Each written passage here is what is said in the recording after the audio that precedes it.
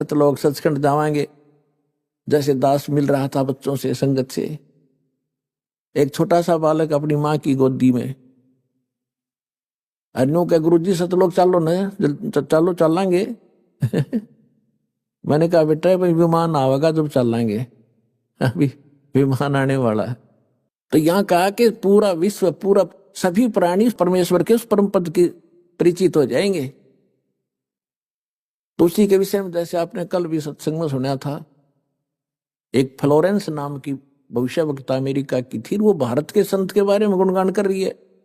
नास्ट्रेदम्स France का रहने वाला था, वो भी कहता है भारत में एक महापुरुष संत आएगा जो पूरे विश्व को सच्चा ज्ञान देगा और एक सबद समाज की स्थापना करेगा, विकार रहित होगा, आपस में बुराई नहीं रहेगी, लड़ाई नहीं रहेगी। तो उसी के संबंध में थोड़ी सी और सुनाते हैं आपको। एक ये पुस्तक है, पुरानी सी, हाथ लगी है किसी भगत का। ये हमारे भगत तक खोजी हो गए, उनको कहीं पर भी कोई सुराख मिलता है उनको तो पता ही लग जाता है ये किसके विषय में बोल रखा है। अब नास्ट्रेदम्स की भविष्यवाणी या किसी भी संत की, उस संत के विषय में जो भविष्यवाणी है, कोई किसी पर सेट कर रहा है, कोई किसी पर कर रहा है, वो पूरी हो ही नहीं सकती। हाथी के कपड़े को, अस्त्र को और जोटे पर धर के देखे कीता होगा, वो तो हाथी पे फिट होगा, वो जिसका है। ये देखिएगा, ये एक पुस्तक है, ये एक पुरानी फटी पुरानी सी है किताब। ये देखो,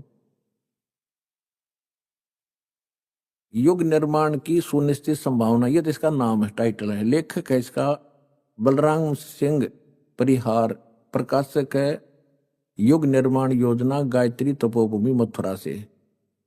बस इतना ही उल्लेख है इसका, ज्यादा आगे नहीं लिखा, ये फटा हुआ ज्यादा।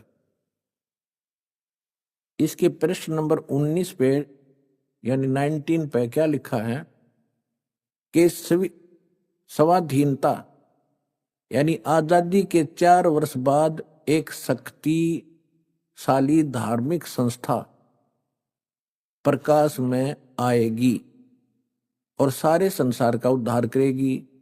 उद्धारक इस संस्था का स्वामी संचालक होगा। अब यहां ये क्या है कि किसी एक भविष्यवाणी है, हंगरी नाम का कोई भविष्यवक्ता था, उसकी ली है इसने, अपनी पुस्तक तैयार की है, औरों की सुन सुना के पढ़ पढ़ा के, तो इसने अपने हिसाब से इन्होंने उस पर सेट कर रखी है। इसका अर्थ ये था कि